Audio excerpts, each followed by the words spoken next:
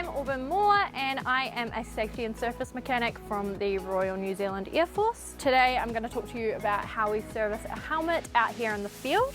So we have got our field servicing kit, which is portable. We can just put this on an aircraft or a truck and take this with us wherever we go.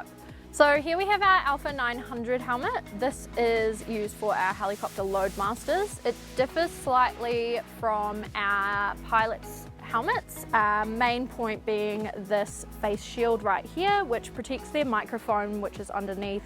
So the first thing we do when we service a helmet is we will check that the comms are working correctly. So we have a tester just here, which lets us know that the microphone and the speaker are both working correctly. So then we will usually check the lip light is working. So there are two different parts to the lip light. There is one on the interior and one on the exterior.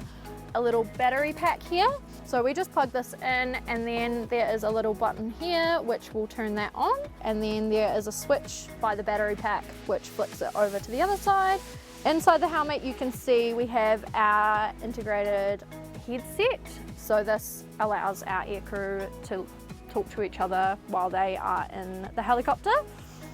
Then we're just going to have a look at the basic shell of the helmet and make sure there's no cracks, nothing unusual. If there's any sort of cracks, we need to replace the helmet. So here we will give the helmet a clean. So these are our Sanicom wipes. They are just an antibacterial wipe to ensure the helmet stays clean after every flight. If there's any smears or scratches or anything of the sort on the helmets, it makes it really hard for our aircrew to see.